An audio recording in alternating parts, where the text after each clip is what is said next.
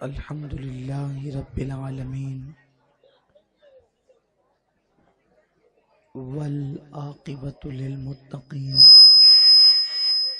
والصلاة والسلام على سيد الأنبياء والمرسلين وعلى آله وأصحابه الطيبين الطاهرين أما بعد فأعوذ بالله من الشيطان الرجيم بسم الله الرحمن الرحيم فويل للمصلين الذين هم عن صلاتهم ساهون صدق الله العظيم. غوث اعظم بمنے بے سرو ساما مددے قبلہ دین مددے کعبہ ایمان مددے بگرداب بلا افتاد کشتی ضعیفانو شکستہ رات پشتی بحق کے خواجہ عثمان ہارون مدد کن یا معین الدین چشتی مدد کن یا معین الدین چشتی مدد کن یا معین الدین چشتی. میرے پیارے آقا صلی اللہ تعالیٰ علیہ وسلم کے پیارے دیوانوں، پردہ نشین ماؤں اور بہنوں، السلام علیکم ورحمۃ اللہ وبرکاتہ. آئیے ہم اور آپ مل کر انتہائی عقیدت و محبت کے ساتھ اپنے اور ساری کائنات کے مرکز عقیدت ہم سب کے آقا و مولا حضور رحمت عالم جان عالم سیاح عالم مدینے کے تاجدار فخر موجودات ہم غریبوں کے غم گسار جناب احمد مجتبی محمد مصطفیٰ روحی فدا و ارواحنا فدا صلی اللہ تعالی علیہ وسلم کی بارگاہ بے کس پناہ میں جس طریقے سے میں پڑھا ہوں آپ بھی میرے ساتھ مل کر بآواز بلند پڑھیں. الصلاۃ والسلام علیک یا رسول اللہ، الصلاۃ والسلام علیک یا نبی اللہ، الصلاۃ والسلام علیک یا حبیب اللہ وعلی آلک و اصحابک یا نور اللہ صلی اللہ تعالی علیہ وسلم. عرش کی عقل دنگ ہے، چرخ میں آسمان ہے، جانے مراد اب کدھر ہائے تیرا مکان ہے. عرش پہ تازہ چھیڑ چھاڑ، فرش پہ طرفہ دھوم دھام، کان جدھر لگائیے یا رسول اللہ تیری ہی داستان ہے، کان جدھر لگائیے تیری ہی داستان ہے. اور خوف نہ رکھ رضا ذرا، تو ہے عبد مصطفیٰ، تیرے لیے امان ہے، تیرے لیے امان ہے. آج کی یہ محفل اس محلے کے جیالے نوجوانوں نے بڑی محنتوں سے منعقد کی ہے اور آپ بہت بڑی تعداد میں یہاں پر موجود ہے. اللہ میرا اور آپ سب کا آنا قبول فرمائے، دنیا میں سرخروئی اور آخرت میں نجات کا ذریعہ بنائے. وقت کی قلت اس لیے میرے ساتھ ہے کہ مجھے یہاں کے بعد ہفتہ واری اجتماع میں مرکز پر پہنچنا ہے، اور میں جیسے ہی پہنچا تو احباب محبتوں کا ثبوت دیتے ہیں تو لوگ اپنی اپنی فرمائشیں کرنے لگے عنوان کے حوالے سے. بہرحال کوشش کروں گا کہ آپ سب کی امیدیں اللہ تعالیٰ پوری فرمائیں، اور آپ نے جتنے عناوین دیے ہیں اس کے مطابق کچھ معروضات پیش کر سکوں. میں نے قرآن مقدس کی بڑی مشہور و معروف آیہ کریمہ کی تلاوت کی ہے. اللہ رب العزت اس کے متعلق مجھے حق کہنے اور آپ تمامی حضرات کو حق سن کر اس پر عمل کرنے اور اسے عام کرنے کی توفیق عطا فرمائے. اس وقت مسلمان جن حالات سے دوچار ہو رہے ہیں وہ پوری دنیا کے سامنے ہے. مسلمان پوری دنیا کی ہم بات کیا کریں، ہم اپنے شہر کی بات کرتے ہیں۔ ہمارے شہر کے حالات کچھ اس طرح سے ہیں کہ ہمارے شہر کی زیادہ تر خوشیاں لوم کے کاروبار پر ہیں، اور ہمارا کاروبار دن بدن لوگوں کے کہنے کے مطابق، اخبارات کی رپورٹ کے مطابق جو ہے وہ زوال پذیر ہوتا جا رہا ہے۔ ہمارے یہاں کی اکثر بستی مزدوروں کی بستی ہے، اور کہیں پر 8 گھنٹے ڈیوٹی کا مسئلہ ہے، کہیں پر 3 دن اور 4 دن چلنے کا مسئلہ ہے۔ کچھ لوگوں نے تو یہ تک کہہ دیا کہ غریب علاقوں میں ریلیف کے بغیر کام نہیں چلے گا، یعنی کاروباری سطح پر ہم بہت کمزور سے کمزور تر ہوتے جا رہے ہیں۔ ایک تہوار کا معاملہ ختم نہیں ہوا، ابھی دوسرا تہوار بقرعید کا، عید الاضحیٰ کا ہمارے سروں پر سایہ فگن ہے۔ لوگ بڑے پریشان ہیں، گھر میں تنگ دستی، غربت، افلاس، مصیبت۔ آخر اس مصیبت سے، پریشانی سے ہم کس طریقے سے نجات حاصل کر سکتے ہیں؟ ہر انسان بے چین اور بے قرار ہے۔ اس بے قراری کا علاج کیا ہے؟ مالدار سیٹ لوگ بھی پریشان ہیں، غریب لوگ بھی پریشان ہیں، سیٹ بھی پریشان ہیں، مزدور بھی پریشان ہیں، کسی کو چین نہیں، کسی کو قرار نہیں، سب بے قرار ہیں۔ بے قراری کا علاج کیا ہے؟ ہم بے قراری کا علاج گناہوں کے اڈوں پر ڈھونڈ رہے ہیں۔ ہم اپنی بے قراری کا علاج ہائی وے کی ہوٹلوں پہ ڈھونڈ رہے ہیں۔ ہم اپنی بے قراری کا علاج پارکوں میں تلاش کر رہے ہیں۔ ہم اپنی بے قراری کا علاج موبائل گیمز میں تلاش کر رہے ہیں۔ ہم اپنی بے قراری کا علاج جوؤں کے اڈوں پہ ڈھونڈ رہے ہیں۔ ہم اپنی بے قراری کا علاج محلوں کے نکڑوں پہ ڈھونڈ رہے ہیں۔ ہم اپنی بے قراری کا علاج سیاسی لیڈروں کے احتجاج میں تلاش کر رہے ہیں۔ ہم اپنی بے قراریوں کا علاج لہو و لعب اور کھیل کود میں تلاش کر رہے ہیں۔ لیکن آئیے بے قراریوں کا علاج، غربت کا علاج، مفلسی کا علاج، تنگ دستی کا علاج، سبو حالی کا علاج، فاقہ کشی کا علاج ہے کہاں؟ وہ رسول جو ہر بے قرار دل کا قرار، جو ہر بے چین دل کا چین، جو ہر بے اطمینان کا اطمینان۔ وہ رسول ایسے رسول ہیں کہ جب یاد آ گئے ہیں سب غم بھلا دیے ہیں۔ وہ رسول جب غموں میں یاد آتے ہیں تو انسان سارے غموں کو بھول جاتا ہے۔ جب وہ رسول اعظم بے قرار ہوتے، جب وہ رسول ہاشمی بے قرار ہوتے، جب وہ مصطفیٰ کریم بے قرار ہوتے تو آقا کیا کرتے؟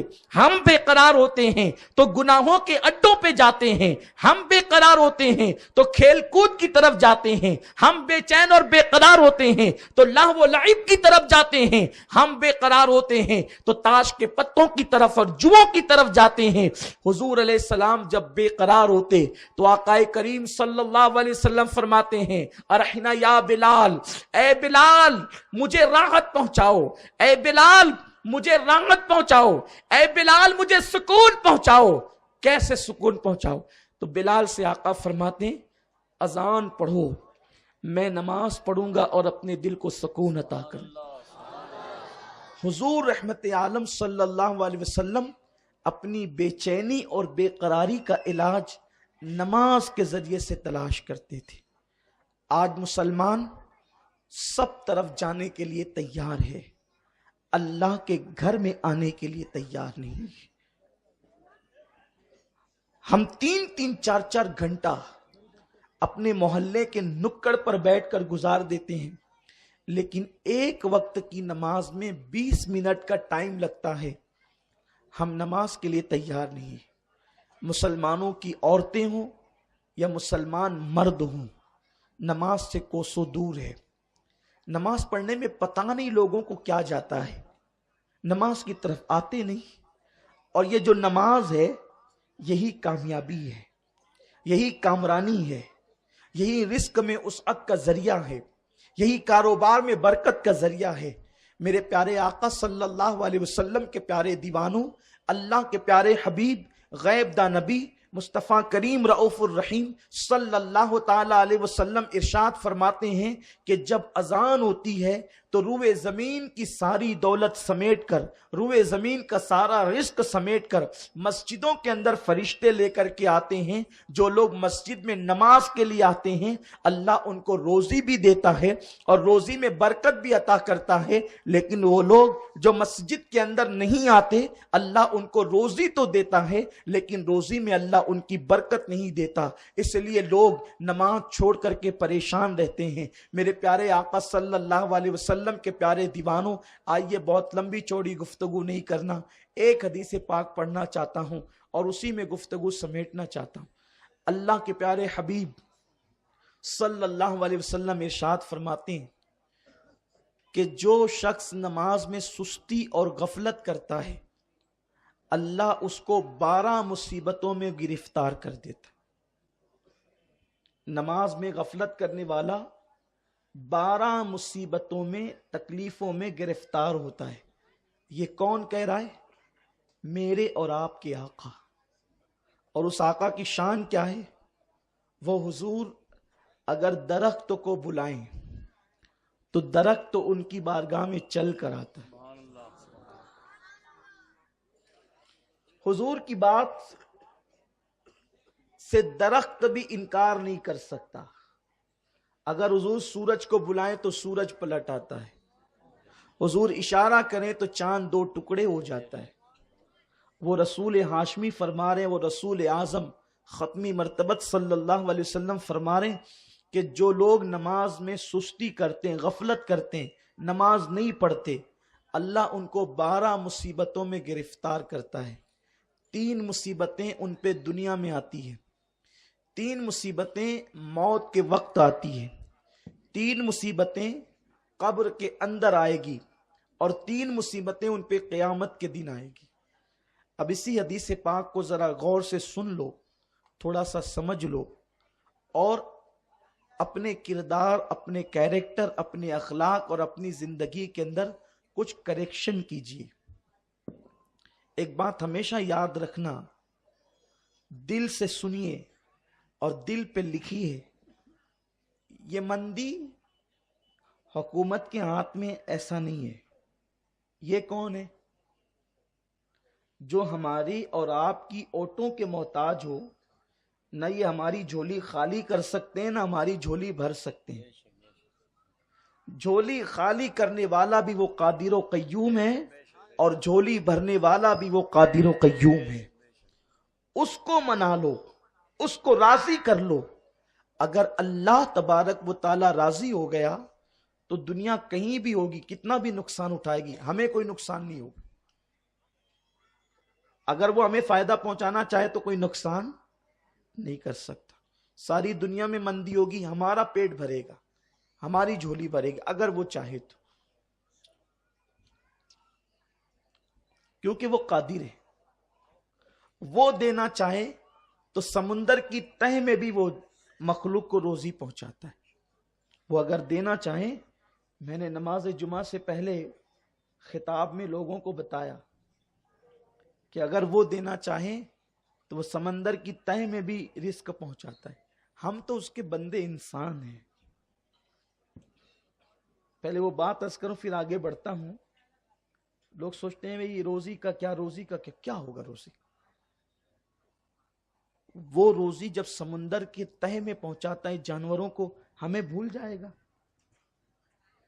اللہ پاک نے حضرت سیدنا موسیٰ علیہ السلام کو جب موت کا ارادہ فرمایا کہ موسیٰ کو موت دینے، رب تبارک و تعالیٰ نے فرشتے کو بھیجا، ملک الموت کو بھیجا کہ جاؤ اور موسیٰ کی روح قبض کرو، کیونکہ نبیوں کو بھی موت آتی ہے لیکن ایک لمحے کے لیے آتی ہے، پھر وہ ہمیشہ کے لیے زندہ کر دی جاتی ہے۔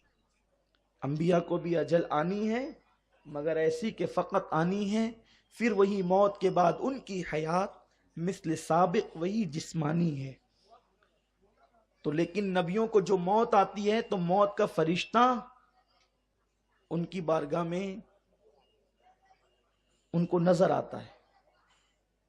حضرت موسیٰ علیہ السلام کے پاس موت کا فرشتہ جناب اسرائیل علیہ السلام آئے اور آنے کے بعد کہا چلیے. کہاں چلیں؟ کہا کہ میں موت کا فرشتہ ہوں. اور میں اچھا تو مجھے مارنے آیا ہے؟ اور جیسے ہی کہا اچھا تو مجھے مارنے آیا, آپ نے زوردار تماچا اس فرشتے کو لگا دیا. اللہ کے پیغمبر ہے. دیکھو اللہ والوں کی شان کیا ہے. اور موت کے فرشتے کو تماچا لگاتے ہیں. اور تماچا لگایا, آپ میں ہے ہمت؟ ارے تماچا لگانا تو دور کی بات, اگر اسرائیل کا نام بے ادبی سے لے لو تو کافر ہو جاؤ. لیکن یہ نبی کی شان ہے. زوردار تماچا لگایا.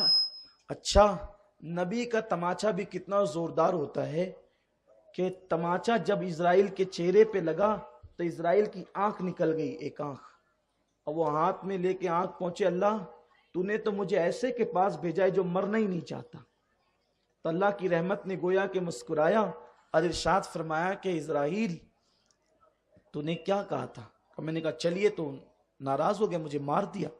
اللہ نے آنکھ اچھی کیا, کہا کہ اب جانا تو ادب سے جانا, اب جانا تو ادب سے جانا. اللہ موت کو نبی کے دربار کا ادب سکھا رہا ہے. یعنی اللہ کو یہ پسند ہے کہ جب محبوبوں کے در پہ جاؤ تو ادب سے جاؤ. اور یہ کون بے ادب نکل آئے جو کہتے ہیں کہ نبیوں کی کوئی شان ہی نہیں ہے, نبیوں کا کوئی مقام ہی نہیں ہے, نبی تو ہماری طرح ہے. ارے نادان, اگر اپنی طرح ہے تو کیا تو موت کو مار سکتا ہے؟ موت کا نام سن کر مولوی کی بھی حالت خراب ہوتی ہے. اور یہ وہ لوگ ہیں اللہ والے جو موت کو تماچا لگا رہے ہیں. اور اللہ نبی پہ اعتراض نہیں کر رہا ہے کہ میں نے بھیجا تم نے کیوں مارا, بلکہ اللہ فرما رہا ہے کہ تو ادب کر. کس کا؟ میرے موسیٰ کا. ارے جب موسیٰ کے ادب کا یہ حال ہے تو جانے موسیٰ کا عالم کیا ہو, سید الانبیاء کی شان کیا ہوگی, امام الانبیاء کا مقام کیا ہوگا. جناب موسیٰ کے پاس وہ آئے اور اب ادب سے آئے, بیل لے کر کے کہا موسیٰ اس بیل پہ ہاتھ رکھیں, جتنے بال آپ کے ہاتھ کے نیچے آئیں گے اتنے سال آپ کی عمر بڑھا دی جائے گی. اللہ کے کلیم علیہ السلام نے کہا پھر کیا ہوگا؟ کہا پھر تو وہی ہوگا جو یار چاہے گا. تو کہا اس کی چاہت کیا ہے؟ تو کہا پھر چلنا ہی ہوگا. تو کہا بھی کل جانا ہے تو آج کیوں نہ, آج ہی چلتے ہیں. لیکن اللہ سے کہیں کہ تھوڑی سی مہلت دے. اللہ کسی کو مہلت نہیں دیتا. جب کسی کی موت کا وقت آتا ہے تو وہ کسی کو مہلت نہیں دیتا. یہ انبیاء کی شان ہے. عرض کرتے ہیں اللہ سے عرض کریں کہ تھوڑی سی مہلت دے, میں اپنے بیٹوں سے ملوں. تو جو سب سے چھوٹا بیٹا تھا حضرت موسیٰ علیہ السلام کا, اس کو گلے لگا کر کے روتے, پھر چھوڑتے, پھر لگاتے, پھر وہی باپ تو باپ ہوتا ہے. اللہ نے فرمایا موسیٰ یار سے ملنے میں اتنی تاخیر. جب بلاتا تھا من جانب الطور الایمن وقربناہ نجیہ, ذرا مجھ سے ملنے کے لیے اکیلے میں, تو دوڑا دوڑا چلا آتا تھا. طور پہ باتیں کرنے بلاتا تو دوڑا دوڑا چلا آتا. ارے آج تو دیدار کرانے بلا رہا ہوں اور اتنی تاخیر کیوں ہے موسیٰ؟ تو عرض کرتے ہیں مولا تیری لقاء کا اشتیاق تو ہے, لیکن یہ چھوٹے بیٹے کی محبت پیر میں زنجیر ڈالتی ہے کہ اب میرے بعد میرا یہ بچہ یتیم ہو جائے گا, چھوٹا ہے سب میں, اس کا کیا ہوگا, اس کی روزی روٹی کا کیا ہوگا, اس کے کھانے پینے کا کیا ہوگا. تو ارشاد ہوا موسیٰ اب تک تو تاخیر کر رہا تھا بیٹے کی وجہ سے, اب ہم تھوڑی تاخیر کروا دیتے ہیں اور اب تجھے ذرا بتاتے ہیں تیرے بیٹے کا کیا ہوگا. ارشاد ہوا یہ جو دریا ہے تیرے سامنے اس پر عصا مار. حضرت موسیٰ نے دریا پہ عصا مارا, عصا مارا تو دریا پھٹ گیا.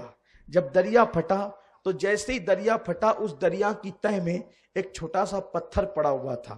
اللہ نے فرمایا موسیٰ اب اس پتھر پہ بھی عصا مار.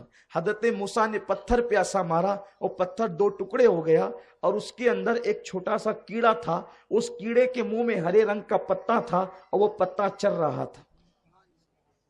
کیڑا پتا چر رہا تھا. کیڑا کہاں تھا؟ پتھر کے, جہاں ہوا نہیں جا سکتی, جہاں ہوا نہیں جا سکتی اس میں کیڑا تھا اور کیڑے کے منہ میں پتا تھا، وہ پتا کھا رہا تھا۔ حضرت موسیٰ اللہ کی قدرت دیکھ کر کے قربان ہونے کو جی چاہا۔ ارشاد ہوا موسیٰ جب سمندر کی تہ میں پتھر میں کیڑا، جب کیڑے کو روزی پہنچاتے ہیں تو تیرا بیٹا تو انسان ہے، جب ہم اس کیڑے کو نہیں بھولتے تو تیرے بیٹے کو کیسے بھول جائیں؟ روزی ہم دیتے ہیں۔ بندہ اگر اللہ کا وفادار بن جائے، پتھر میں بھی خدا روزی دیتا ہے، لیکن ہم روزی کے پیچھے رزاق کو بھول گئے، روزی کے چکر میں رزاق کو بھول گئے۔ ہم روزی کمانے کے لیے در در کی ٹھوکریں کھاتے ہیں، لیکن 20 منٹ کا ٹائم اللہ کی نماز کے لیے، عبادت کے لیے نہیں نکالتے۔ تو روزی سمیٹ کر، رزق سمیٹ کر مسجد میں لایا جاتا ہے۔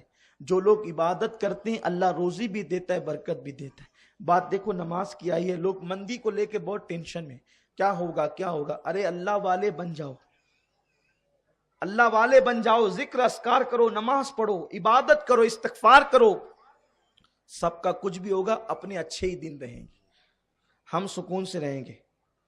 کوئی کچھ بھی کود پھان کر لے، اللہ کی نظر عنایت ہم پہ ہوگی تو کوئی ٹینشن نہیں ہوگا۔ دیکھو آپ نے وہ حدیث سنی ہے، بہت مشہور حدیث ہے، بات یاد آئی، وہ حدیث پاک میں نے جو پڑھی ہے نا 12 مصیبتوں والی، اس کو بھی سناؤں گا، لیکن ابھی میری طبیعت ابھی اس حدیث کی طرف مائل ہوئی۔ وہ حدیث پاک کا مفہوم، حضرت نوح کی قوم نے جناب نوح کو بہت ستایا، حضرت نوح علیہ السلام۔ حضرت نوح نے دعا کی، اللہ یہ بہت ستا رہے ہیں، تو ان پہ عذاب ڈال۔ حضرت نوح نے دعا کی، اللہ نے کہا ٹھیک ہے عذاب ڈال دیں گے، ان کو عذاب میں گرفتار کریں گے۔ حضرت نوح علیہ السلام نے دعا کی، اللہ نے قبول بھی کر لی۔ لوگوں کا خیال یہ ہے کہ ادھر دعا کرو اور فوراً ادھر قبول ہو جائے، اور نہیں قبول ہو تو بولے اللہ تو معاذ اللہ ہماری سنتا ہی نہیں، استغفر اللہ۔ لیکن اس کی شان ہے، کس کی دعا کا ظہور کب کرنا ہے وہ اچھی طرح جانتا ہے۔ نوح نے دعا کی، اللہ نے قبول کر لی، لیکن فوراً اس کا اثر ظاہر نہیں ہوا۔ کتنے سال میں اثر ظاہر ہوا پتہ ہے آپ کو؟ 40 سال میں۔ کیسے؟ دعا قبول ہو گئی، جبریل آئے۔ اب تھوڑا سا ذکر نوح کر لیا جائے۔ جبریل علیہ السلام آئے، آنے کے بعد ان کے ہاتھ میں کچھ کھجوریں تھیں، کھجور کی کچھ کھجوریں تھیں۔ حضرت جبریل کھاتے پیتے تو نہیں ہیں، تو انہوں نے اپنی مٹھی حضرت نوح کے سامنے کی، او نوح لیجئے کھجور کھائیے۔ حضرت نوح کو حیرت ہوئی، میں نے قوم کی تباہی کے لیے دعا کی ہے اور یہ لے کر آئے کھجور کھانے کے لیے۔ حضرت نوح نے کھجور کھائی تو کہا گٹلیاں پھینکنا نہیں، گٹلیاں جمع کی۔ اچھا کھجور کیسے کھاتے ہیں؟ کھجور کھانے کی سنت یہ ہے، لوگ جب کھجور آتی ہے تو منہ میں ڈال لیتے ہیں، یہ سنت نہیں ہے، اور پھر منہ کی گٹلی ہاتھ میں لیتے ہیں اور اس کو اسی برتن میں ڈالتے ہیں جس میں کھجور رکھی ہوئی ہے۔ حضور علیہ السلام بہت ناراض ہوتے تھے ایسے لوگوں سے جو منہ سے گٹلی نکال کے برتن میں رکھتے تھے۔ پہلی بات تو منہ میں گٹلی سمیت کھجور ڈالنا ہی نہیں چاہیے، کھجور ہاتھ میں لے کے اس کے 2 ٹکڑے کرنا چاہیے اور گٹلی باہر نکال کر پھر کھجور منہ میں ڈالنا چاہیے، یعنی منہ میں نہیں ڈالنا چاہیے ڈائریکٹ، کھجور کی گٹلی باہر ہی نکال کر پھر کھجور منہ میں ڈالنا چاہیے۔ آپ نے کھجور کھائی، گٹلیاں جمع کرتے رہے، کھجور کھا لی تو کہا یہ گٹلیوں کا کیا؟ تو ارشاد ہوا یہ کھجور میں جنت سے لایا ہوں، یہ کھجور جنت سے لایا۔ دیکھو نبی کی شان، لوگ جنت میں جا کر جنت کی چیزیں کھائیں گے، نبی دنیا میں رہ کر کے جنت کے پھل کھاتا ہے۔ ارے نبی تو نبی ہے، جس کو نبی سے نسبت ہو جائے وہ بھی دنیا میں جنت کے پھل کھاتا ہے۔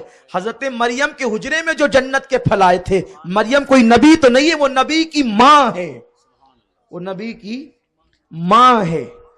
نبی کی ماں جو ہے سبحان اللہ جو ہے وہ نبی کی ماں جنت کے پھل کھا رہی ہے دنیا کے اندر، اور قربان سبحان اللہ کیا پیاری بات یاد آئی، نبی کی ماں بھی جنت کے پھل کھاتی ہے دنیا میں، اور نبی کی اولاد کو بھی جنت کا کھانا مل جاتا ہے دنیا میں۔ کون ہے نبی کی اولاد؟ سبحان اللہ وہ میرا آقا امام حسن اور امام حسین. ایک دن سیدہ فاطمۃ الزہرا آئی حضور کی بارگاہ میں، رونے لگی. سرکار نے بیٹی فاطمہ کیوں رو رہی ہو؟ عرض کرتی بابا جان اور میرا بیٹا حسین گم ہو گیا ہے، اور گم ہوا تو میں نے بہت ڈھونڈا، علی نے بھی بہت ڈھونڈا، حسین کہیں ملتا نہیں. آقا نے فرمایا چلو ہم سب مل کے ڈھونڈتے ہیں. اور حسین بھی کیسا گم شدہ حسین ہے کہ گم ہو جائے تو نبیوں کا امام ڈھونڈنے نکلتا ہے، انبیاء کا امام نکلتا ہے. کون ڈھونڈ رہے؟ 4 لوگ ڈھونڈنے نکلے ہیں امام حسین کو. حضور نبیوں کی جان، علی ولیوں کی جان، فاطمہ کائنات کی جان، اور ساتھ میں مولا حسن. 4 تن نکلے ہیں 5ویں تن کو ڈھونڈنے کے لیے. گویا کہ حسین ملے تو ہو جاتے 5 تن. یہ حسین کی شان ہے. ڈھونڈتے ڈھونڈتے اب حضور کو تو پتا ہے نا، عالم غیب ہے حضور کو پتا ہے کہ یہ ہے کہاں. ایک صحابی کے باغ میں گئے تو دیکھا کہ مولا حسین ریت پر سو رہے ہیں. سیدہ دوڑی، میرا بیٹا اتنی دھوپ میں ریت پر، دھوپ میں نیند نہیں آتی، اور مولا حسین تپتی ہوئی ریت پہ سو رہے ہیں. حضور مسکرائے، کہا حضور میرے بیٹے کو ریت پہ دیکھ کے آپ مسکراتے ہیں. آقا فرماتے ہیں فاطمہ تو نہیں دیکھ رہی، میں دیکھ رہا ہوں. میرا حسین جو سویا ہے تو جبریل نے اپنا ایک پر حسین کے نیچے بچھایا ہے اور دوسرے پر کا سایہ کیا. ایک پر نیچے ہے اور دوسرے پر کا سایہ ہے، اور وہ نظر نہیں آ رہا، اسی لیے تو حسین سکون سے سو رہا ہے. مولا حسین کی شان ہے، اور جس کی بچپنے میں شان یہ ہو، 56 سال میں کربلا میں اس کی شان کیا ہو. بات یوں ہی نکل آ گئی. اب چھوڑ دیجیے اللہ پر، اب جو ہوگا سو ہوگا. عنوان جو لے کر چلے تھے وہ تو پرے رہ گیا، اور اب پرے جبریل کی بات آ گئی. ایک پر نیچے ایک پر اوپر. یہ باتیں ہو رہی تھی. باتیں سن کر کے حسین اٹھ گئے. مولا حسین بیدار ہو گئے. نیند سے اٹھے، سیدھا ماں کو، نانا کو، بابا کو دیکھا تو اب مچل گئے. نانا کا دامن پکڑا، ماں نے سینے سے لگایا، بیٹے کہاں گم ہو گئے تھے؟ ماں چلتے چلتے آیا، نیند لگی، سو گیا. چلو بیٹے گھر. کہا نہیں مجھے بھوک لگی، کھانا دو. بچپنا تھا، کہا مجھے بھوک لگی ہے کھانا دو. ماں نے لب چومے، بیٹے گھر میں کھانا ہے چل کے کھا لو. کہا نہیں یہیں دو، مجھے کھانا یہیں چاہیے. حضور سید عالم نے کہا بیٹے گھر چل کے کھاؤ، یہاں باغ میں تمہیں کھانا کیسے دیں گے؟ بس دامن پکڑا، مجھے یہیں چاہیے، بس اتنا کہا تھا. آنکھ میں آنسو جھلملانے لگے. بلبل سدرہ جبریل عرض کرتے ہیں حضور حسین کو نہ کہیں، گھر کی بات نہ کریں، یہیں پہ کھانا کھلائیں. یہ لیجیے اللہ نے جنت کے برتنوں میں جنت کا کھانا بھیج دیا. قربان جائیں، یہ شان ہے. بہرحال بات دور نہ نکلیں تو حضرت نوح علیہ السلام نے کھجور کھائی، جنت کی کھجوریں. کہا جبریل اس کا کیا کریں؟ کہا اے نوح اسے زمین میں ڈال دیں، اس سے درخت اگیں گے. جب درخت بڑے ہو جائیں گے اس کو آپ کاٹیں گے. جب آپ کاٹیں گے تو اس سے آپ ایک کشتی بنائیں گے، اور کشتی بنائیں گے تو تب آپ کی قوم پہ عذاب آئے گا. اور جب آپ کی قوم پہ عذاب آئے گا تو پھر آپ کی قوم ڈوب جائے گی، اور جو کشتی میں آئے گا وہ تیرے گا. اتنا لمبا معاملہ تھا. اللہ کے نبی کی دعا کا اثر ظاہر ہونے میں اتنا لمبا وقفہ تھا. اب آپ سوچتے ہیں کہ ہم ادھر دعا کریں، ایسا بھی ہوتا ہے، قبول تو ہوتی ہے لیکن اثر کب ظاہر ہو یہ اس کی مرضی پہ ہوتا ہے. اس لیے دعا کرنے کے بعد جلدی مت مچایا کرو، دعا کر کے اس پہ چھوڑ دیا کرو. دعا کرنا اپنا کام ہے اور اس کا اثر ظاہر کرنا اس کا کام ہے، تو اس کے کام میں دخل مت دیا کرو. اب نوح علیہ السلام نے کھجور بوئی، پودا اگا، پھر بڑا ہوا، پھر مضبوط ہوا، پھر ارشاد ہوا اس کو کاٹو. آپ نے اکیلے کاٹا. اس کو کاٹنے کے بعد تختے بنائے، جب تختے بنائے آپ نے، اس کے تختے آپ نے تیار کیے تو ان تختوں پر آپ نے نبیوں کے نام لکھے. اور روایتوں میں آتا ہے، معارج النبوہ میں علامہ معین الدین لکھتے ہیں کہ ان تختوں میں نبیوں کے نام کے ساتھ حضرت نوح علیہ السلام نے حضرت ابو بکر صدیق کا نام بھی لکھا، حضرت عمر ابن خطاب کا نام بھی لکھا، حضرت عثمان غنی کا نام بھی لکھا، مولا علی کا نام بھی لکھا. سوچئے آپ میرے نبی کے یاروں کی شان کیا ہے کہ نوح کی کشتی کے تختوں پر یہ نام لکھے جاتے ہیں. اور نوح کشتی بنا رہے، کشتی بناتے ہیں تو اس وقت آپ کی بیوی جو تھی وہ تالی بجا کر کے کہتی دیکھو اس پاگل کو معاذ اللہ، اور توہین کرتی، اس لیے وہ بھی ڈوب گئی. یعنی نبی کی بیوی نبی کی بے ادبی کرے تو اللہ اس کو بھی عذاب میں گرفتار کرتا ہے. بیٹا بھی بے ادبی کرتا تھا، وہ بھی ڈوب گیا. آپ کشتی بناتے تو ایک بڑھیا تھی اس دور میں، وہ نوح علیہ السلام پہ ایمان لائی تھی. تو بڑھیا نے پوچھا اللہ کے پیغمبر آپ کیا کر رہے ہیں، نوح آپ کیا کر رہے ہیں؟ آپ نے کہا بڑی بھی میں کشتی بنا رہا ہوں. کہا حضرت یہ کشتی کیا ہوتی ہے؟ تو آپ نے فرمایا یہ کشتی، کیونکہ اس وقت تک کشتی کا تصور نہیں تھا تو کوئی نئی چیز ایجاد ہو رہی تھی، تو کہا یہ کشتی کیا ہوتی ہے؟ تو آپ نے فرمایا کشتی پانی میں تیرتی ہے اور اس میں جو سوار ہوتا ہے وہ بچ جائے گا اور باقی سب ڈوب جائیں گے. کہا کون سوار ہوگا؟ کیونکہ جو بوڑھی عورتیں ہوتی ہیں نا وہ ایک بات کو 10 ٹائم کہتی ہے اور وہ بے پر کی باتیں بھی کرتی ہے. اسی لیے اگر ماں باپ بوڑھے ہو جائیں، وہ بک بک کریں تو ان کو اف بھی مت کہو، ان کی بات سن لو. اور بوڑھوں کی باتیں سننا ہی ان کو بہت اچھا لگتا ہے. بوڑھے ہم سے کچھ نہیں چاہتے، وہ سوچتے ہیں کہ ہم جو بولتے جائیں بس یہ سنتے جائیں. اسی لیے میرے پاس جب بوڑھے لوگ آتے ہیں تو وہ ایک کیسٹ 50 بار بجاتے ہیں، پھر بھی میں سنتا ہوں. ہمارے حافظ صاحب اکتا جاتے ہیں اور نہیں سننا چاہتے. میں ان سے کہتا ہوں سن لو بھائی، کیونکہ بوڑھے لوگوں کی باتیں ایسی ہے کہ کسی کتاب میں نہیں ملتی ہے نا. ہمارے نوجوان یہ مبلغین بھی بوڑھے لوگ آتے ہیں تو وہ اٹھ کے ادھر ادھر ہونے لگتے ہیں.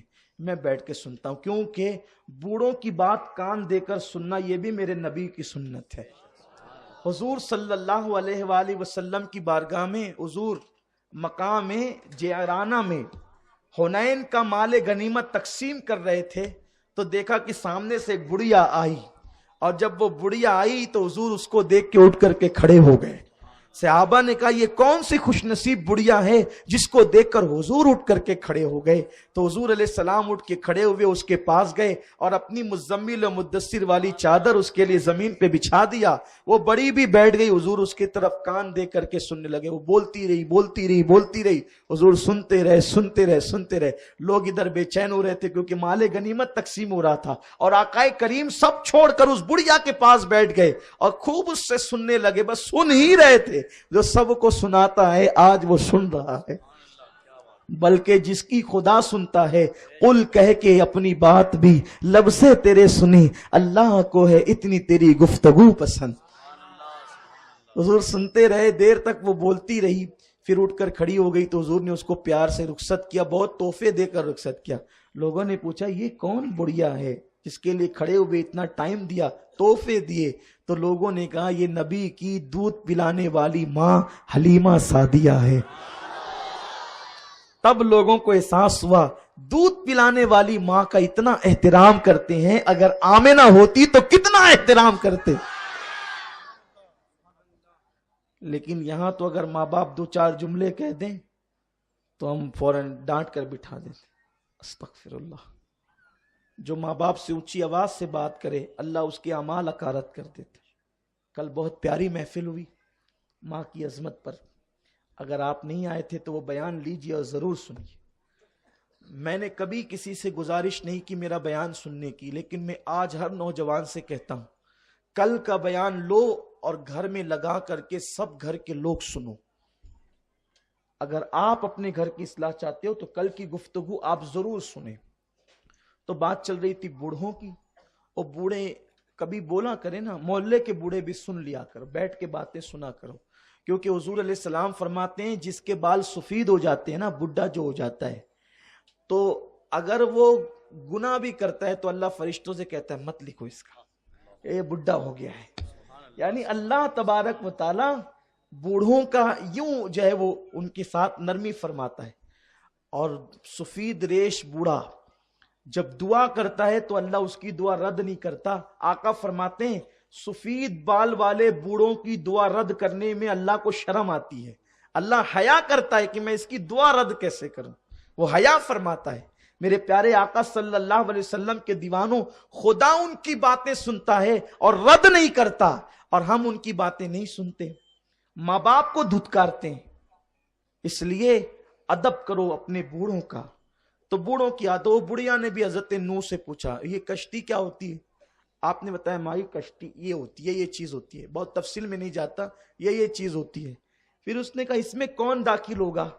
تو حضرت نوح نے فرمایا کہ جو مجھ پہ ایمان لایا ہے وہ داخل ہوگا. کہا میں بھی تو ایمان لائی ہوں. فرمایا تو بھی داخل ہوگی، میں تجھے بھی داخل کروں گا. ٹھیک ہے. گئی. پھر تھوڑی دیر کے بعد آ گئی، بن گئی کشتی. حضرت نوح علیہ السلام کام کر رہے تھے، کشتی بنا رہے تھے. بن گئی کشتی؟ کہا نہیں ابھی بن رہی ہے. تو کہا کہ کب آئے گا طوفان؟ کہا اللہ بتائے گا ابھی جب آئے گا طوفان. پھر گئی. پھر تھوڑی دیر کے بعد آئی، بن گئی کشتی. ارے کشتی جو ہے وہ کوئی کھانا تھوڑی ہے کہ 10 منٹ میں 15 منٹ میں آدھا گھنٹے میں تیار ہو جائے. پھر بن گئی کشتی؟ نہیں ابھی بن رہی ہے. اور بہت حلم والے تھے نوح علیہ السلام. ان کا نام عبد الغفور ہے، لوگوں کو بخشنے والے، غفور کا بندہ بہت. اسی لیے تو 950 سال تک صبر کیا. پھر آئی، بن گئی کشتی. بار بار آ کر کہتی ہے بن گئی کشتی. نوح علیہ السلام کو غصہ آ گیا. بولا نا کشتی بن رہی ہے، اور طوفان جب آئے گا تب آئے گا بتا دیں گے تم کو. اور کہہ دیا نا لے لیں گے ساتھ میں تو لے لیں گے. ٹھیک ہے اب میں جو ہے وہ جلدی نہیں آؤں گی آپ سے پوچھنے کے لیے. چلی گئی. ڈر گئی. حضرت نوح علیہ السلام نے ڈانٹا تو ادھر یہ چلی پیٹ پھیر کر، ادھر اللہ نے کہا میرے نوح تو اس سے کتنا پیار کرتی ہے، تو نے اس کو ڈانٹ دیا. اللہ اکبر. دیکھو نبی کو اللہ کہہ رہا ہے نوح تو نے اس کو ڈانٹ دیا. کیوں ڈانٹا تو نے اس کو کیوں ڈانٹا؟ بڑھیا ہے. حالانکہ نبی کو حق ہے امت کو ڈانٹنے کا، کیونکہ نبی امت کا باپ ہوتا ہے روحانی. لیکن ڈانٹ دیا. اللہ کو اپنے بندوں سے کتنا پیار ہے. کہا نوح اب تو نے ڈانٹا نا، جا اس کا دل بڑا ہوگا تو اس کے گھر جا، اور اس کے گھر جا کے کہنا مائی میں نے تجھے جو ڈانٹا نا تو اب اس کا انعام میں تجھے یہ دیتا ہوں، تجھے میرے پاس آنے کی ضرورت نہیں. جب طوفان آئے گا نا تو میں تجھے تیرے گھر لینے آؤں گا. سب کو کشتی تک چل کر آنا ہوگا، سب کو کشتی تک چل کر آنا ہوگا. اب میں نے تجھے ڈانٹا تو انعام یہ ہے میں کشتی لے کر تیرے گھر تک آؤں گا، تجھے لینے آؤں، تاکہ اس کا دل بڑا ہو جائے، دل خوش ہو جائے. دیکھو اللہ کے نبی کو اللہ یہ حکم دے کر ہمیں بتا رہا ہے کبھی کسی کا دل نہیں توڑنا. ڈانٹ ڈپٹ مت کیا کرو، کسی کو ناراض مت کیا کرو، اللہ کے بندوں پہ رحم کرو. بندے خوش ہوں گے تو خدا خوش ہوگا. تو ایک عام بڑھیا کو ڈانٹنے پر اللہ نے اپنے نبی کو کہا اس کے گھر تک جاؤ. تو ماں بوڑھی ہو جائے تو اس کے لیے کتنا احترام ہوگا، کتنی تعظیم ہوگی. اور محلے کے لوگ بوڑھے ہو جائے تو ان کا کتنا احترام ہوگا. کیونکہ ان کا دل خوش کرو تو اللہ راضی ہوگا، انہیں ناراض کرو اللہ ناراض ہوگا. بہرحال نوح علیہ السلام کی کشتی بن گئی. اللہ کو یہی منظور تھا. اتنی ہمہ ہمی تھی کہ نبی بھولتا نہیں ہے بلکہ اللہ اپنے نبیوں کو بھلا دیتا ہے کسی حکمت کے تحت. نوح علیہ السلام کی کشتی میں 40 دن تک وہ کشتی چلتی رہی، اور چلتی رہی وہ کشتی، حتیٰ کہ 40 دن کے بعد رکی. اور جب رکی تو وہ دن تھا عاشورہ کا دن، جمعہ کا دن تھا، عاشورہ کا دن. جب وہ رکی کشتی تو نوح علیہ الصلوۃ والتسلیم نے کشتی کے باہر نکلے. اور باہر نکلنے کے بعد آپ کو خیال آیا یا اللہ میں نے تو اس بڑھیا سے وعدہ کیا تھا تیرے کہنے پر کہ میں لینے کے لیے آؤں گا، میں لینے گیا نہیں. اتنا بڑا طوفان آیا کہ پہاڑ کے اوپر کھڑے ہوئے لوگ ڈوب گئے. سوچئے اگر پہاڑ پہ کھڑے ہوئے لوگ ڈوب گئے تو کوئی بچا ہوگا؟ کسی کے بچنے کا تصور کیا جا سکتا ہے کہ کوئی بچا ہوگا؟ حضرت نوح علیہ السلام کو بہت افسوس ہوا، بڑھیا ڈوب گئی، بڑھیا تو ڈوب گئی، کیونکہ پہاڑ پہ کھڑے ہوئے لوگ جب نہ رہے تو بڑھیا کہاں بچے گی۔ لیکن اللہ کے نبی آپ نے فرمایا میں نے وعدہ کیا تھا میں تو اس کے گھر جاؤں گا، تو آپ اس کے گھر کی طرف گئے۔ ارے جب سبھی ڈوب گئے تھے وہ گھر کیا بچنا تھا، لیکن جب آپ اس کے گھر کی طرف گئے تو دیکھا کہ ایک جھوپڑی موجود ہے، پوری دنیا ڈوب گئی، جھوپڑی موجود ہے۔ اور جب جھوپڑی کے دروازے پہ پہنچے تو دیکھا بڑھیا نماز پڑھ رہی ہے۔ اس کو ایسا لگا کہ کوئی آیا، تو بڑھیا نے جلدی سے نماز مکمل کی۔ السلام علیکم نوح علیہ السلام، چلیں طوفان آ گیا۔ آپ نے مسکرا کے کہا ارے طوفان تو آ کے چلا گیا، طوفان تو آ کر چلا گیا۔ طوفان آ کے چلا گیا، میں تو سوچی تھی کہ آپ مجھے لینے آئے ہیں۔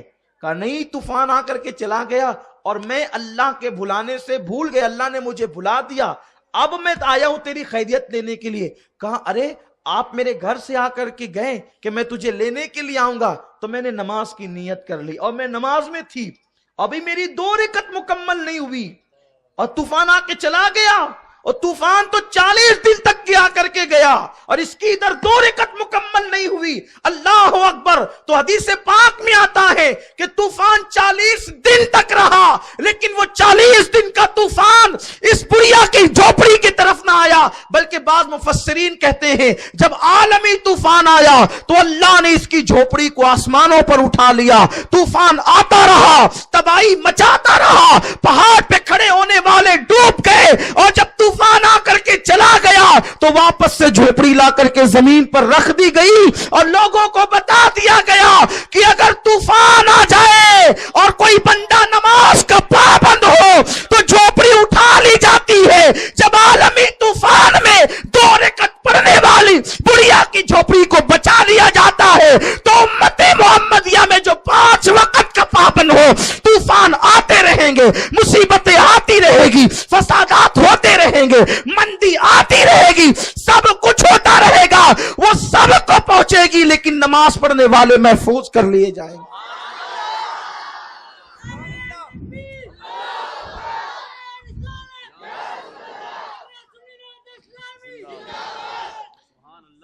کوئی نمازی بن کر تو دیکھے، کوئی نماز اتنے بڑے طوفان سے جب اللہ نمازی کو بچا لیتا ہے، ایک بڑھیا بچ گئی۔ اب بتا وہ طوفان کے سامنے اس کی کٹیا کی حیثیت کیا تھی؟ محل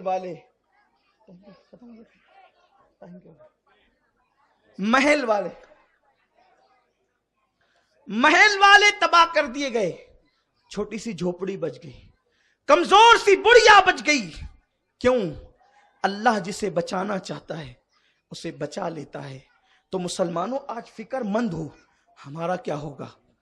کچھ نہیں ہوگا اگر تم اللہ کی عبادت کی طرف آؤ، اگر تم رب تبارک و تعالیٰ کی عبادت کی طرف آؤ، کچھ نہیں ہوگا۔ لیکن عبادت کی طرف کون آتا ہے؟ یہاں تو حال یہ ہے کہ جمعہ کی نماز کے لیے بھی آئیں گے 2 رکعت کے لیے۔ مسلمانوں تمہاری مسجدیں ویران ہو گئی، تم نے اللہ کے گھر کو ویران کر دیا۔ فجر کی نماز میں یہی رمضان پورا ہے، رمضان پورا ہے، فجر کی نماز میں کئی مسجدوں کا حال ہم نے سنا تھا کہ اکیلا امام بیچارہ نماز پڑھتا ہے مؤذن کے ساتھ، اور کچھ مسجدیں تو ایسی ہے بتقاضۂ بشریت اگر امام صاحب بھی نہ آ سکے، بارش یا کچھ ہو رہی، کوئی نماز پڑھنے والا ہی نہیں۔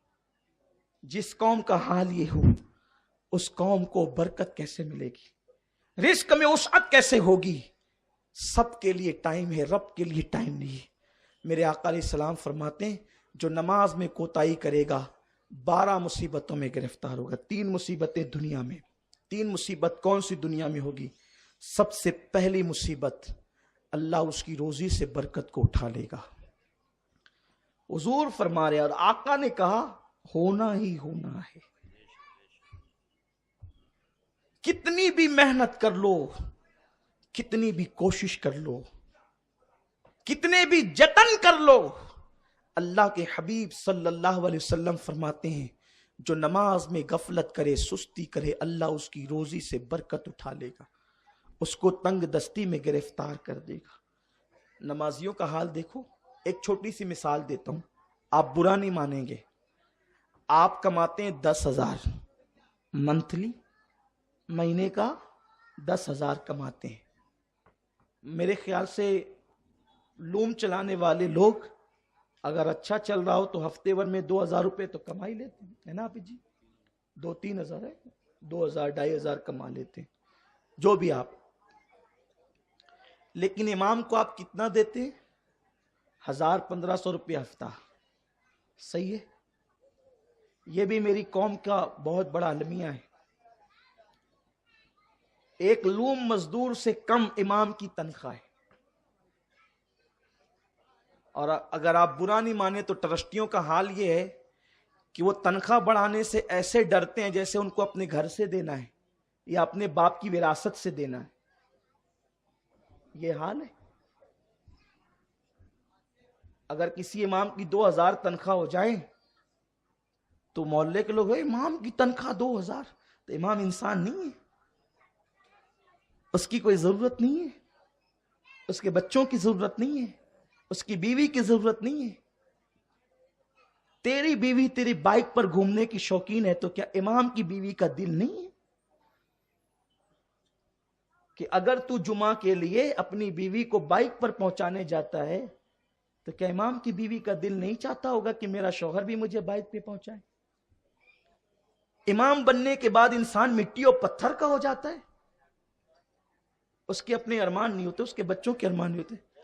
اور قوم کا حال تو یہ ہے کہ اماموں کو بائک پر دیکھ کر میری قوم جتنا جلتی ہے شاید کوئی کافر بھی نہیں جلتا ہوگا اتنا امام کو بائک پہ دیکھ کر. ہاں یہ حال ہے. امام بائک پر.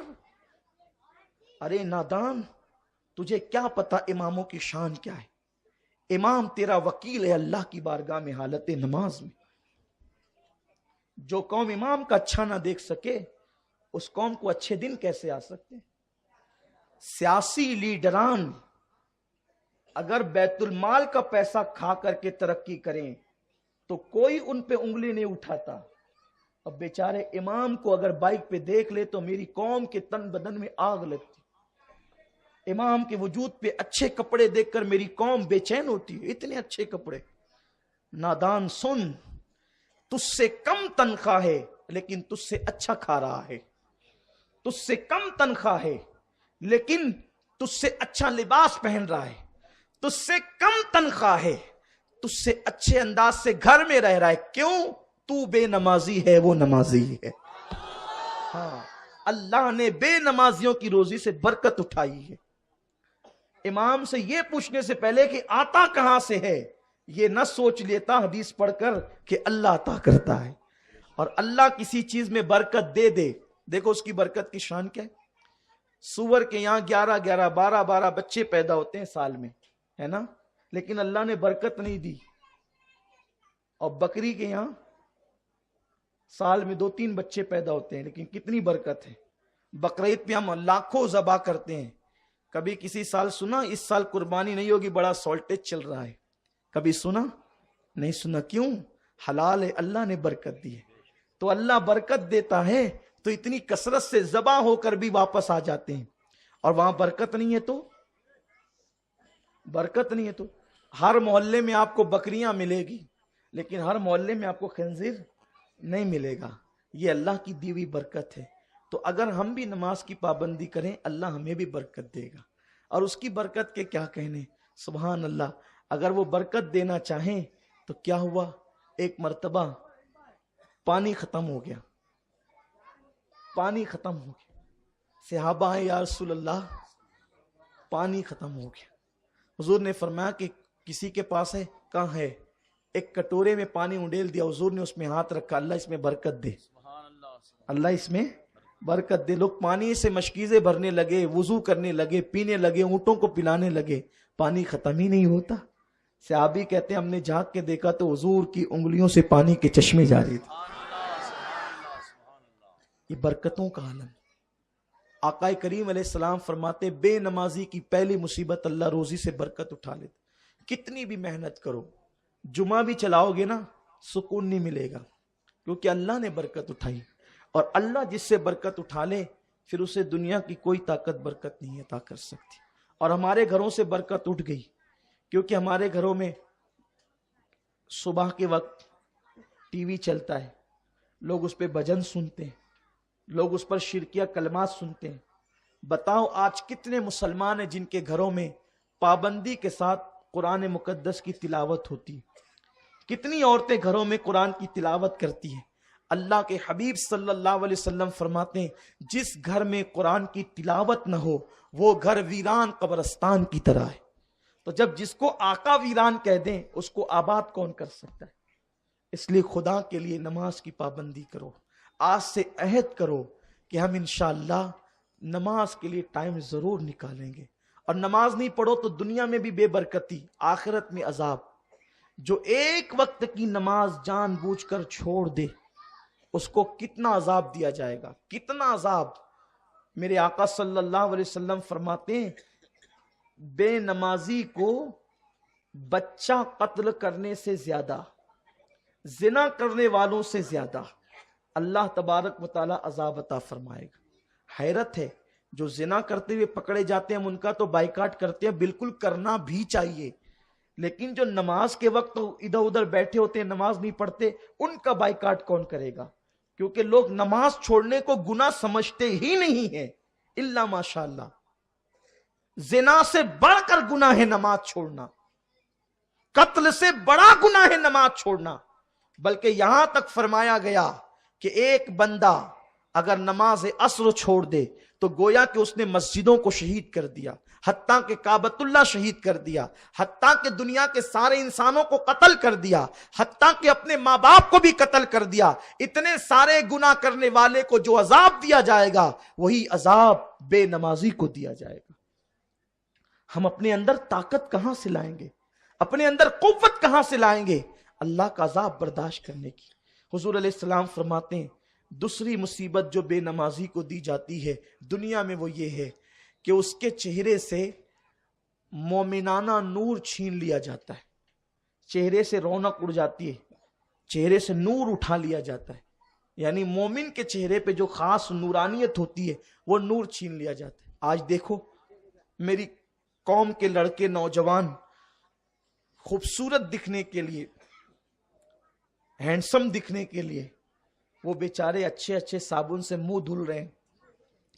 پہلے لڑکیاں کریم استعمال کرتی تھی، اب میری قوم کے جوان لڑکے بھی کریم استعمال کرتے. صرف خوبصورت دکھنے کے لیے وہ داڑھی بھی بگاڑتے ہیں اور کہتے ہیں ہم داڑھی بنا کے آئے ہیں. اور داڑھی بنانا تو یہ ہے نا جو رسول نے بنائی. داڑھی رکھنا داڑھی بنانا ہے، داڑھی کٹانا بنانا نہیں بلکہ بگاڑنا ہے. داڑھی بگاڑنے والا یعنی داڑھی منڈانے والا گویا کہ عورتوں کی طرح چہرہ بناتا ہے. بتائیں اگر کوئی مرد کو چوڑیاں پہنا دے تو آپ اس کو اچھا سمجھیں گے؟ نہیں اچھا سمجھیں گے. کیوں نہیں سمجھیں؟ اس لیے کہ چوڑیاں پہننا عورتوں کا طریقہ ہے، اس لیے کبھی کوئی مرد چوڑی نہیں پہن سکتا. بلکہ تانا دے دو کہ تو چوڑی پہن لے تو لوگ ناراض ہو جاتے ہیں، ہے نا، کیونکہ یہ عورتوں کا کام ہے. جب چوڑی نہیں پہنتے تو داڑھی کیوں منڈاتے ہو؟ جب چوڑی نہیں پہنتے تو داڑھی کیوں منڈاتے ہو؟ یہ بھی تو عورتوں کا کام ہے. عورتوں کے چہرے پہ اللہ نے داڑھی نہیں دی. ایک کسی بزرگ نے بہت اچھی بات کہی ہے کہ مرد داڑھی کٹا کر کے عورتوں کی طرح چہرہ بناتا ہے، داڑھی اتنی ضدی ہے پھر آ کے کہتی ہے وہ تو لڑکی نہیں ہے لڑکا ہے. تو مرد ہے عورت نہیں ہے. وہ پھر کٹا ڈالتا ہے تو پھر داڑھی ضد کرتی نہیں تو لڑکا ہے، پھر کٹا ڈالتا ہے. پھر ہنسنے کی بات نہیں ہے. اس لیے لوگوں مردوں کی طرح بنو، مردوں کی طرح رہو. یہ مردوں کا طریقہ ہے داڑھی رکھنا. مرد اور عورت میں فرق یہ ہے کہ عورت کے بڑے بال ہوتے ہیں سر کے اور مرد کی بڑی داڑھی ہوتی ہے چہرے کی. ورنہ ننھا سا بچہ باپ اور ماں میں فرق کیسے کرے گا؟ باپ اور ماں میں فرق کیا ہوگا؟ حضور علیہ السلام کی بارگاہ میں ایک وفد آیا تو ان لوگوں کے چہرے پہ داڑیاں نہیں تھی، وہ یہودی لوگ تھے. سرکار نے کہا یہ کیسے لوگ ہیں؟ تم لوگ مرد ہو؟ انہوں نے کہا مرد ہیں. مرد ہو داڑھی نہیں ہے؟ کہا منڈا کے آئے ہیں. حضور نے اٹھو جاؤ، میں ایسے مردوں سے نہیں ملتا جن کے چہروں پہ داڑیاں نہ ہو. استغفر اللہ الیاذ باللہ. وہ حضور سے ملنے کے لیے آئے، آقا نے ان کو بھگا دیا کہ ایسے مردوں سے نہیں ملتا जिन के चेहरों पे दाढ़ियां ना हो, कयामत के दिन का तसव्वुर करो जब शफाअत की भीख मांगने के लिए तुम आका की बारगाह में जाओगे। अरे तुम और मैं क्या, कयामत के दिन जनाब इब्राहिम खलीलुल्लाह को हमारे रसूल की हाजत होगी, है खलीलुल्लाह को हाजत रसूलुल्लाह की, सबको हुजूर अलैहिस्सलाम की हाजत होगी। सोचो सोचो, जिस वक्त तुम हुजूर की बारगाह में शफाअत की भीख मांगने के लिए जाओगे, अल्लाह ना करे, 1000 बार ना करे, हुजूर ये कह दे चला जा यहां से, जिसके चेहरे पे दाढ़ी ना हो मैं उससे मुलाकात नहीं करता। क्या मुंह लेकर के जाओगे? आप सोचते हैं दाढ़ी कटाकर खूबसूरत लगोगे, तुफ है तुम्हारी ये खाम ख्याली है। दाढ़ी कटाकर कोई खूबसूरत नहीं हो सकता, इसलिए कि कायनात का जो सबसे खूबसूरत इंसान है मोहम्मदुर रसूलुल्लाह, उनके चेहरे पे दाढ़ी मौजूद, दाढ़ी खूबसूरत बनाती। और याद रखें ये चंद बाल क्या बढ़ते हैं, कुदरत अपनी तरफ से नूर नाजिल करती, क्योंकि आका ने बताया दाढ़ी मोमिन का नूर है। दाढ़ियों से चेहरे, तो लोग खूबसूरत बनने के लिए दाढ़ी कटाते। और आजकल की लड़कियों का हाल यही है। आजकल की लड़कियां तो माज़अल्लाह ये कहती है कि जिसके चेहरे पे दाढ़ी होगी हम उससे निकाह नहीं करेंगे, शादी नहीं। लेकिन अभी शायद इतना ज्यादा अब ये सुनने में नहीं आता। मुझे एक बुजुर्ग की बात बहुत अच्छी तरह याद है कि लड़कियां कहती है ना जिसके चेहरे पे दाढ़ी होगी हम शादी नहीं करेंगे। हर लड़का दाढ़ी रख ले ताकि कोई बगैर दाढ़ी वाला लड़का मिले ही नहीं, एक माहौल बने। और कोई कौम की बेटी अगर बदबख्ती करती है कि मैं दाढ़ी वाले शख्स से शादी नहीं करूंगी, तो वो लड़के की बेइज्जती नहीं करती बल्कि वो मुस्तफ़ा जाने रहमत की सुन्नत की बेइज्जती करती है। और कौम की वो बेटी जो हुजूर की सुन्नत का मजाक उड़ाए, उसकी जिंदगी में कभी बहार नहीं आ सकती, उसकी जिंदगी में कभी खुशी नहीं आ सकती। लेकिन मैं यहां भी एक बात अर्ज करूंगा कि जिनके चेहरे पे दाढ़ियां हैं जरा वो भी शर्म करें। तुमने दाढ़ी को इतना बदनाम क्यों कर दिया कि लोग दाढ़ी वालों से नफरत करने लगे? दाढ़ी वाले अपना किरदार भी तो संभालें, अपना किरदार भी तो संवारें, दाढ़ी की कदर भी तो करें। कुछ लोगों ने मुझे यह कहा सैयद साहब दाढ़ी रखेंगे तो सच बोलना पड़ेगा। या अल्लाह, ये कैसी सोच बन गई कि दाढ़ी रखेंगे तो सच बोलना पड़ेगा, दाढ़ी रखेंगे तो पिक्चर छोड़ना पड़ेगा। अरे तू मुसलमान है तो तुझे सच बोलना पड़ेगा, तू मुसलमान है तो तुझे पिक्चर छोड़ना पड़ेगा।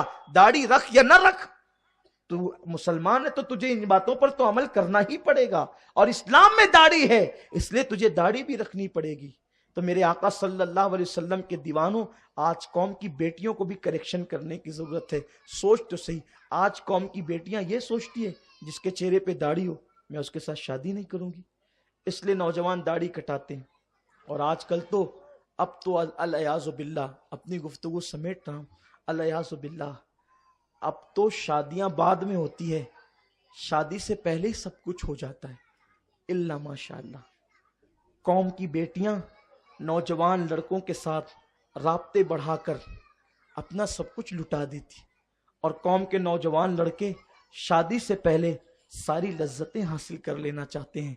बस में जाते जाते अपना दर्द दिल इतना पेश करना चाहता हूं कि अगर तुम शादी से पहले शादी के बाद की लज्जतें हासिल करना चाहते हो तो किसी की इस्मत को तार तार करने से पहले जरा अपनी बहन बेटी का तसव्वुर भी कर लिया करो।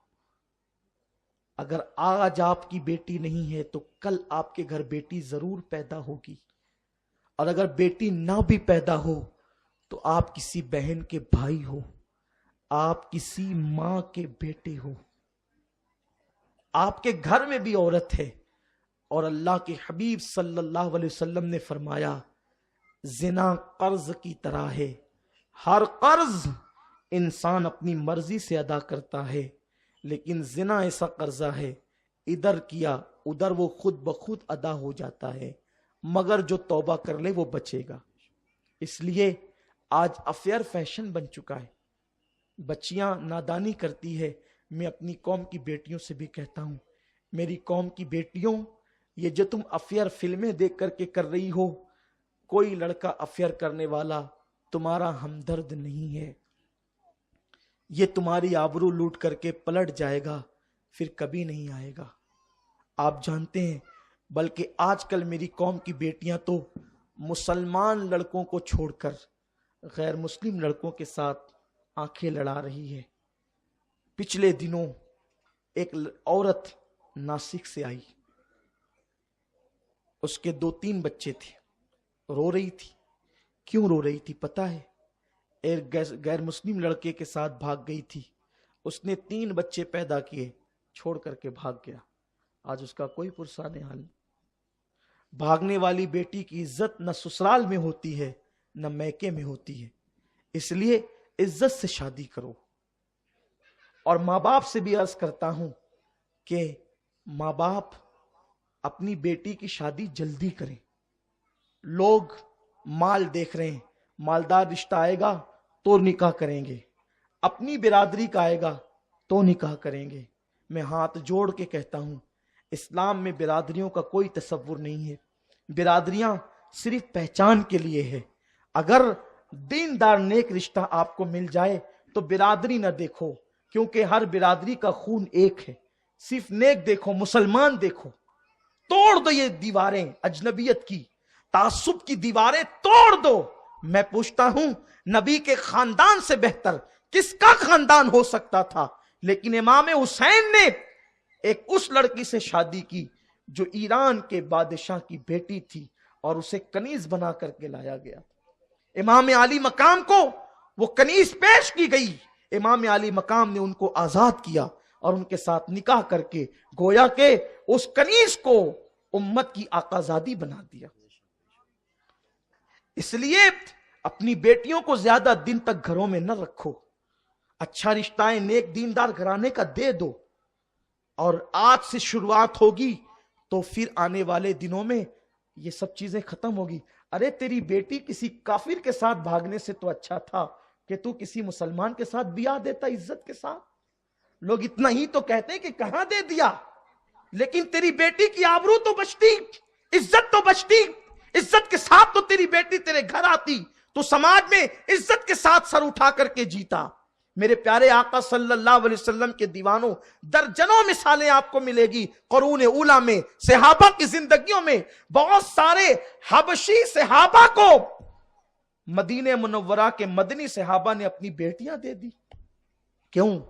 اس لیے کہ اسلام کیا ہے؟ ہمارا خون ایک ہے، ہمارا نبی ایک ہے، ہمارا خدا ایک ہے، ہمارا رسول ایک ہے، ہمارا قرآن ایک ہے۔ ان اکرمکم عند اللہ اتقاکم، تم میں عزت والا وہ ہے جو اللہ سے ڈرنے والا ہے۔ میرے پیارے آقا صلی اللہ علیہ وسلم کے دیوانوں، حضور علیہ السلام فرماتے ہیں کہ جب تمہارا بیٹا یا تمہاری بیٹی بالغ ہو جائے تو اس کے نکاح کرنے میں جلدی کرو، شادی کرنے میں جلدی کرو، تاخیر مت کرو۔ بیٹی کے بالغ ہونے کے بعد جو باپ اور ماں نکاح کرنے میں تاخیر کرتے ہیں، پھر بیٹا بیٹی جو گناہ کرتے ہیں اس کا وبال اس کے ماں باپ کے سر پر بھی آتا ہے۔ اس لیے لوگوں اپنی اصلاح کرو، اپنے آپ کو چینج کرو، تبدیل کرو۔ تو قوم کی بیٹیاں جو لڑکوں کے ساتھ افیئر کر رہی ہے، جلدی مچاتی ہے وہ شادی میں، لیکن اسلام کا طریقہ یہ ہے کہ بیٹی کے لیے ماں باپ رشتہ تلاش کرتے ہیں۔ کیوں ماں باپ رشتہ تلاش کرتے ہیں؟ اس لیے کہ ماں باپ اپنے تجربات کی روشنی میں رشتہ تلاش کرتے ہیں۔ اور یاد رکھنا، جو نکاح ماں باپ کی خوشی کے ساتھ ہوتا ہے اس میں اللہ تبارک و تعالی برکتوں کا نزول کرتا ہے، اور جو رشتے ہم خود ڈھونڈنے نکلتے ہیں اس میں برکت نہیں ہوتی۔ اس لیے اپنے اعمال کی اصلاح کریں، اور نوجوان پاک دامنی اختیار کریں، کیونکہ ایک دن آپ نے باپ بننا ہے۔ میں اپنی گفتگو سمیٹتے ہوئے یہ پیغام دینا چاہتا ہوں کہ آج آپ کے جذبات جوان ہیں، آپ بھاگ کر کے نکاح تو کر لیتے ہیں، افیئر کے ذریعے تو نکاح کر لیتے ہیں، لیکن پھر آج سے 15 سال کے بعد جب آپ کی اولاد جوان ہوتی ہے تو اس کو شریف گھرانے کا رشتہ نہیں آتا۔ لوگ کیا کہتے ہیں؟ اس کے ماں باپ تو بھگوڑے تھے، انہوں نے تو بھاگ کر شادی کی تھی۔ تو اچھے خاندان کے لوگ آپ کی بیٹا بیٹی کو قبول کرنے تیار نہیں ہوتے، تو گویا کہ آپ کی چند دن کی خوشیوں کی وجہ سے آپ کی اولاد کا مستقبل تباہ اور برباد ہو جاتا ہے۔ اس لیے اپنی اولاد کے مستقبل کو تباہ کرنے کے لیے اے ظالم ماں باپ، تو اپنی خوشی کے لیے اپنی اولاد کا مستقبل تباہ و برباد نہ کر. جب شریف لوگ نہیں اپناتے تو پھر جہاں چاہے تمہیں اٹھا کر کے دینا پڑتا ہے. اس لیے خدا کے لیے شرافت کے ساتھ رشتے کرو. دیکھو شرافت سے کرو گے تو بھی وہی ملے گی جو تقدیر میں لکھی ہے، اور بھاگ کر کرو گے تو بھی وہی ملے گی جو تقدیر میں لکھی ہے. کیونکہ تقدیر میں جو لکھ دیا گیا ملنا تو اسی نے ہے، ملنا تو اسی نے ہے جو تقدیر میں لکھ دیا گیا. تو پھر ہم شرافت ہی سے کریں، اچھے راستے سے کریں. تو بیٹیاں بھی انتظار کریں، جلدی نہ مچائیں. جو اللہ نے لکھا ہے وہی جوڑا تمہیں ملے گا. آپ کو بتاؤں، موت، روزی اور رشتے انسان کو ڈھونڈتے ہیں، انسان کو تلاش کرتے ہیں. موت نے اسی وقت آنا ہے جب لکھا ہے، رشتہ وہی آنا ہے جب لکھا ہے جو لکھا ہے. ارے ایسا بھی ہے، اللہ اکبر، 7 سمندر پار کسی کا رشتہ لکھا ہے تو وہ رشتہ بھی آ کر کے اسے ملتا ہے. بہت مشہور داستانیں ہیں، لیکن اس کا یہاں وقت نہیں. انشاءاللہ کبھی یاد دلائیں تو ہم آپ کو بتائیں گے کہ وہی رشتہ ملتا ہے جو تقدیر میں لکھا ہوتا ہے. کس کو کہاں کا رشتہ ملا، آپ کو حیرت ہوگی. آپ تعجب کریں گے، کیا ایسا بھی ہو سکتا ہے؟ کیا یہ بھی ہو سکتا ہے؟ ایک مزدور کے ساتھ ایک شہزادی کا نکاح لکھا تھا تو ہوا، ایسا ہوا. اس لیے ہمیں اللہ رب العزت کی تقدیر پر بھروسہ اور اعتماد کرنا ہے اور اپنے اعمال کی اصلاح کرنا ہے. اللہ تبارک و تعالی اپنے حبیب علیہ السلام کے صدقے ہم سب کے حال کی اصلاح کرے. میں اور بھی باتیں عرض کرتا ہوا حدیث پاک میں پوری پڑھتا، لیکن چونکہ مجھے مرکز پہنچنا ہے اور ہفتہ وار اجتماع میں پہنچنا ہمارے لیے لازمی ہے، تو اس لیے چونکہ وہ وہاں پر ابلیس کی مجلس شورا نامی عنوان چل رہا ہے اور مجھے اس کو بھی مکمل کرنا ہے. اللہ تعالیٰ سے دعا ہے کہ کوئی غلطی ہو تو اللہ معاف فرمائے. رسالت کے پروانوں ہر سنیچر کو بعد نماز عشاء سنی دعوت اسلامی کے عالمی مرکز اسماعیل حبیب مسجد میں سنی اجتماع ہوتا ہے. آپ حضرات پابندی کے ساتھ اس میں شرکت فرمائیں. سنی دعوت اسلامی کی website sunni dawat islami.net پر وزٹ کریں اور بہت ساری دینی معلومات حاصل کریں.